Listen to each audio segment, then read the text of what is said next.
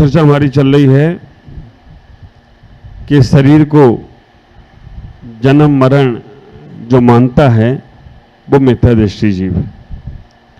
पंडित दौलत राम जी ने स्पष्ट रूप से कहा है, तन उपजत अपनी उपज जान, तन नसत आपको नाश मान, रागादि प्रकट ये दुख देन, तिन्ही को सेवत घिनत चैन।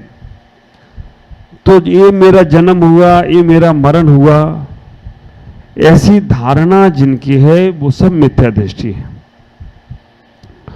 जन्म दिवस मनाना, पुण्यतिथि मनाना, शादी की सालगिरह मनाना, ये सब संसार के ही कारण हैं।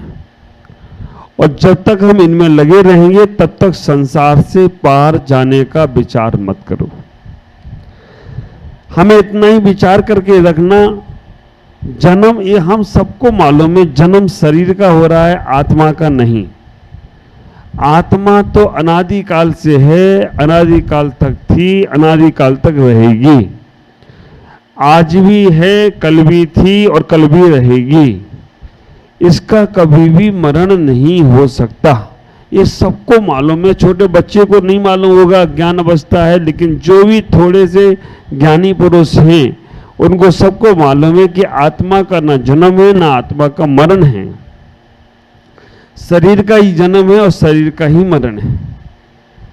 तो हमारे आचार्य पूजपा स्वामी कहते हैं इष्टोपदेश में कि जो जिसकी सेवा करता है वो ही पद को प्राप्त होता है।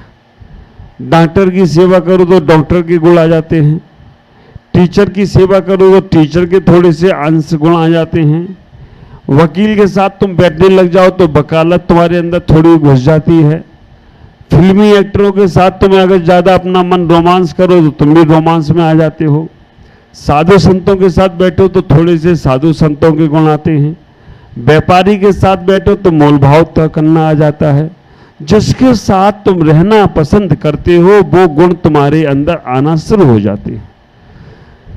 तो शरीर के साथ रहोगे तो शरीर के गुण आने लगेंगे, आत्मा के गुण आत्मा के साथ रहोगे तो आत्मा की। तो आचार्य पूजपा स्वामी ने कह दिया, यत् जीवस्य उपकारस्य तत् देहे अपकारस्य, यत् देहे उपकारस्य तत् जीव अपकारस्य। जो देह की सेवा करता है वो आत्मा का अपकार करता है, और जो आत्मा की सेवा करता है वो देह का अपकार करता है। और कह दिया अज्ञानित सुश्रम, जो अज्ञानी की सेवा करता है उसे अज्ञान मिलता है, और जो ज्ञानी की सेवा करता है उसे ज्ञान मिलता है। ये सब बात आचार्य क्यों कहना चाहते हैं? जैसे माँ अपने बच्चे को समझाती है, वैसे ये जिनवाणी माँ हमें समझा रही है कि तुम्हें बेटा करना क्या है। हम हमेशा अपने देह की सेवा में इतने लगे। देखो, देह के बिना हमें देहातीत नहीं हो सकते।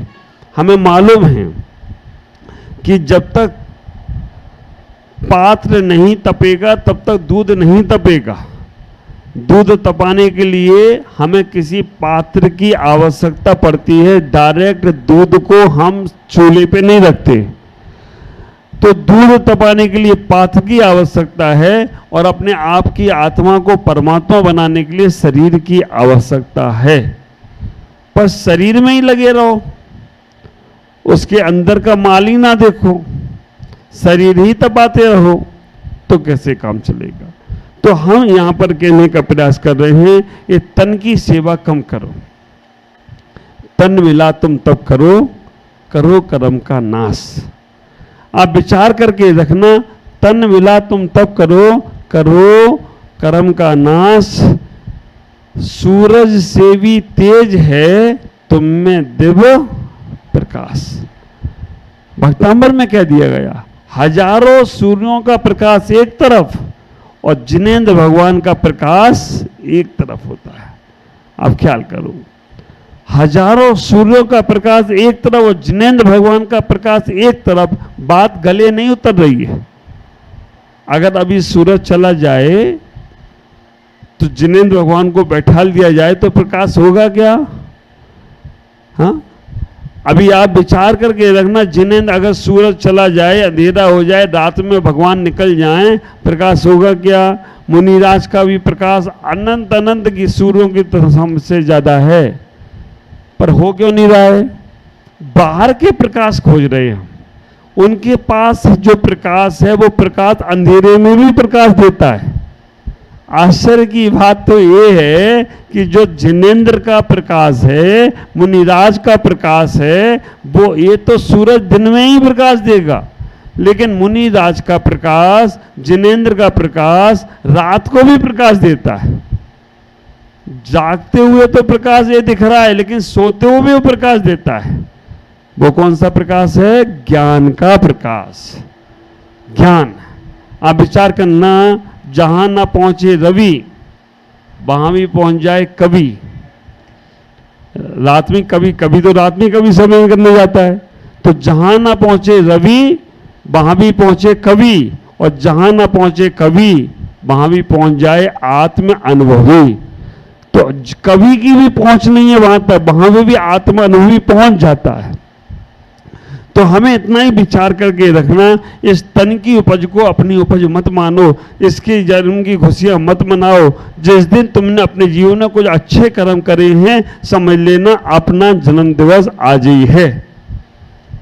पिछले प्रवचन में मैंने कहा था, मन है कि मानता नहीं, हम जन्म दिवस मनाते ही हैं। बच्चे हैं मानते नहीं, लड़ जाते हैं जन्म दिवस ना मनाया जाए। हमारे बच्चे, हमारे जन्मदिवस केक नहीं कटी, हमारे जन्मदिवस पे गुब्बारे नहीं फूले, हमारे जन्मदिवस पे मोमबत्तियां नहीं बुझी। आश्चर्य को तो तब लगता है कि हम किसी के जन्म की खुशियां मनाने के लिए दीपक जलाते हैं, और जब खुशियां मनाने के लिए दीपक जलाते हैं, उन्हीं खुशियों को बुझाने के लिए मोमबत्ती बुझा देते हैं। पहले जलाई क्यों थी, और जलाई तो फिर बुझाई क्यों तुमने? पहले तो जलाते, फिर जला के बुझा देते। अगर आपको अपना जन्मदिवस मनाना है बच्चों का, तो मैं पहले भी ये बात बोली थी, अभी भी बोल रहा हूं कि उस कार्ड में या अपने मैसेज में ये लिखना, आज हमारा जैन कुल में जन्म दिवस हुआ, जैन कुल में जन्म हुआ, उसका जन्म दिवस मना रहे। क्योंकि जैन कुल में जन्म लेने का आज सौभाग्य मिला मुझे। अन्य कुलों में, पेड़ पौधों की पर्यायों में, कहाँ की पर्यायों में, मिथ्या दृष्टियों की पर्यायों में जन्म बहुत बार लिया, लेकिन आज मैं अपना जन्म इसलिए मना रहा हूं कि जैन कुल में जन्म दिवस हुआ। दीपक बुझा के नहीं मनाना है, दीपक को जलाकर भगवान की, गुरु की या अपने जीवन की प्रकाश ज्योति के आरत उतारना है। तब कहीं जाकर तुम्हारा जन्म दिवस मनाना भी सार्थक होगा। गुरुओं का दीक्षा दिवस मनाओ। भगवंतों का जन्म दिवस क्यों मनाते हैं, ये भी बात मैंने पहले कह चुका हूं, लेकिन प्रसंग बस कह रहा हूं, आप लोग याद रखें। भगवान का आखिरी जन्म है, इसलिए उनका हम जन्म दिवस मना रहे हैं। और मोक्ष कल्याणक भगवान का क्यों मना रहे हैं? क्योंकि हमें भी मोक्ष जाना है। जिस मार्ग पर जाना है उसका अनुसरण करेंगे, उसका सम्मान करेंगे, उसको मन में बसाएंगे, तो वो मार्ग मिलेगा। प्याज खाने से केसर की सुगंध नहीं आएगी, और केसर का सेवन करोगे तो प्याज की बदबू नहीं आएगी।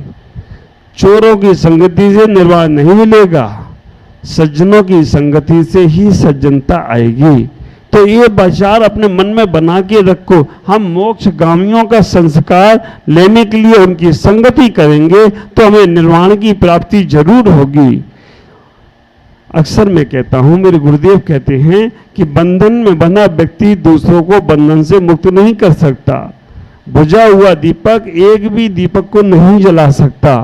ये सब बातें मैं कह चुका हूं। आज कुछ इतना कहना चाहूंगा कि इस तन का जन्म जो हुआ, आचार्यों ने कहा, उमा स्वामी आचार्य कहते हैं, इस तन का जन्म 3 प्रकार से होता है।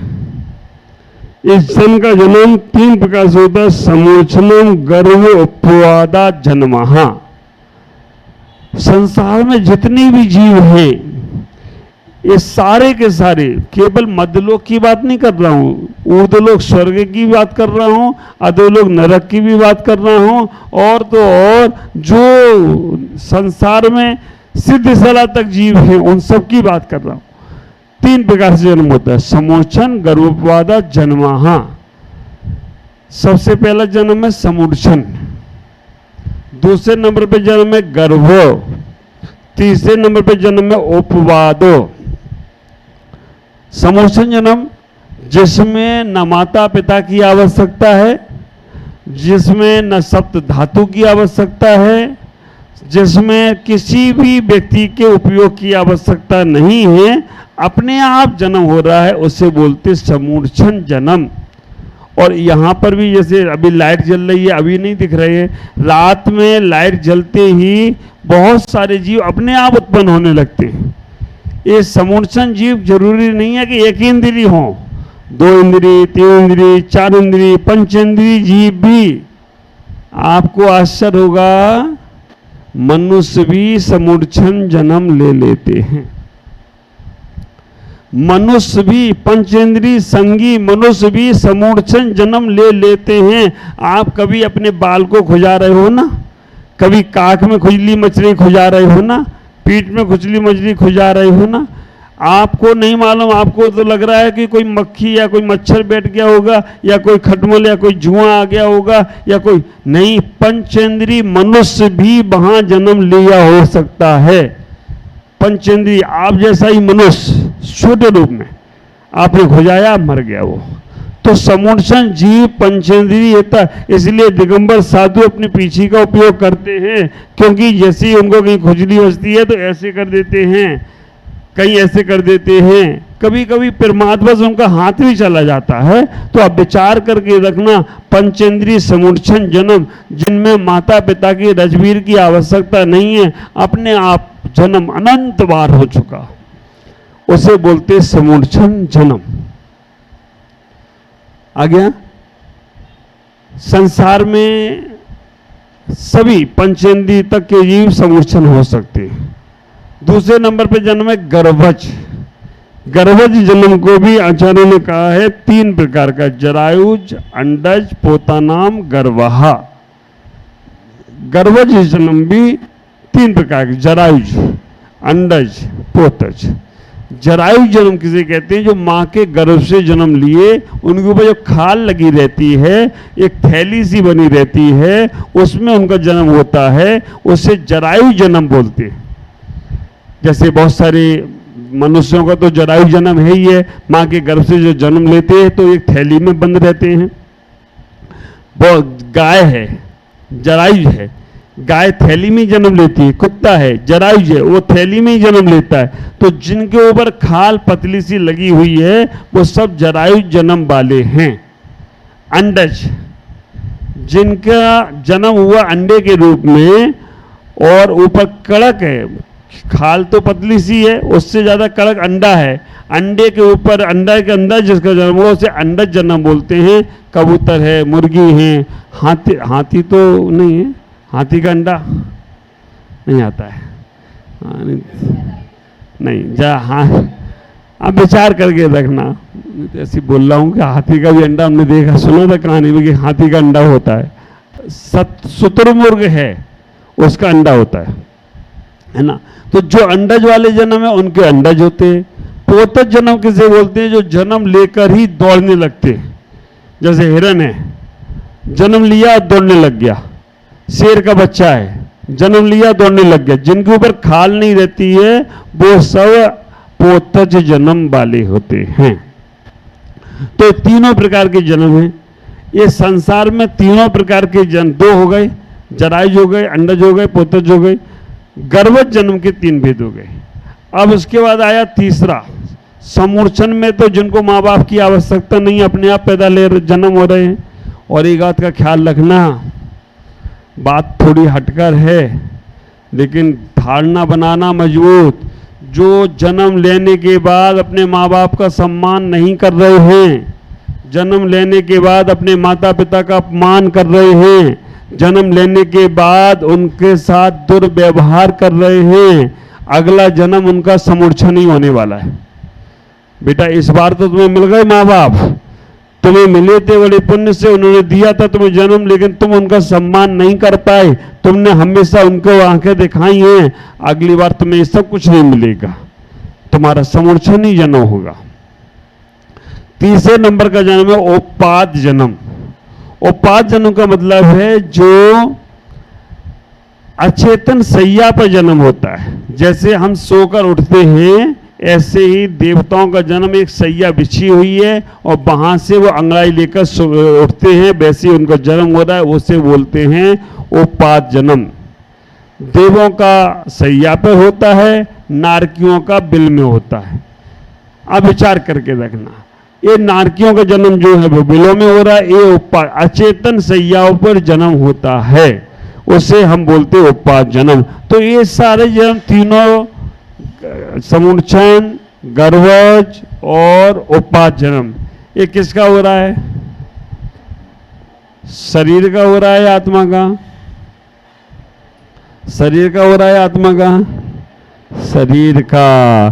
पर कहने को तो ये आ रहा है कि हमारा जन्म हुआ, इनका जन्म हुआ, उनका जन्म हुआ, कहने को ये आ रहा है, व्यवहार में कहने को आ रहा है, लेकिन ज्ञानी पुरुष तो यही कहेगा शरीर का जन्म हुआ है, और शरीर का जन्म हुआ, शरीर ही मरण को प्राप्त। संसार पर बोझ बना हुआ है, परिवार पर बोझ बना हुआ है, और अपने जीवन पर भी बोझ बना है। खाया पिया सो गया, अपने जीवन में भी नहीं सोच पा रहा कि मैं कुछ अच्छा करूं, तो आदमी बिल्कुल मच्छर की तरह है, और मच्छर को डूबने के लिए चुल्लू पर पानी पर्याप्त है। ख्याल करके रखना, तरुण सागर ने कहा कि जिस आदमी ने अपने कल्याण की भावना नहीं भाई इस जन्म में, तो समझ लेना वो आदमी का जीवन मच्छर की तरह है, और मच्छर को डूबने के लिए चुल्लू और पानी पर्याप्त होता है। तो हमें अपने जीवन में मरण से बचना है, तो इतना ही विचार करना अपने जीवन में। जन्म तो तुम्हारे भाग्य में नहीं था कि कब लेना है, जन्म को तुम नहीं सुधार पाए, कोई बात नहीं, लेकिन जीवन को सुधार लो जिससे तुम्हारा मरण सुधरता चला जाए। कैसे मरण को सुधारना है आपसे कल चर्चा करूंगा। जन्म और मरण के दोनों रोग कैसे शमन करना है, आज नहीं कल। ओम नमः जय गुरुदेव।